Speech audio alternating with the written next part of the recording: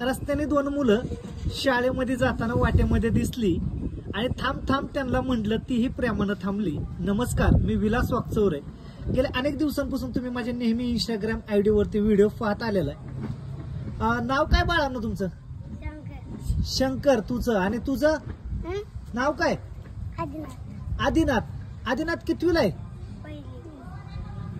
आदिनाथ पहिलीला. आणि तू कितवीला आहे? शंकर म्हणजे तुम्ही दोघं भाऊ का? सख्खे भाऊ.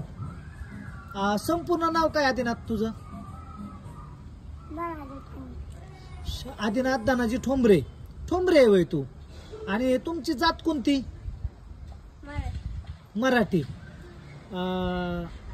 मराठी आहे का तुम्ही? आणखी तुम्ही काय, तुमच्या घरचे वडील काय करतात? बकरी वळतात वय. बरेच लोकांना मित्रांनो आता जात विचारली म्हणून वेगळं वाटलं असेल. त्या मुलांच्या मनामध्ये बघितलं नाही, ह्या वयापर्यंत जात हे माहिती नसतं. ह्याच व्हिडिओमध्ये दाखवायचं होतं की अनेक जातीचा खेळ चालू आहे. ह्या मुलांना जात माहिती नाहीये.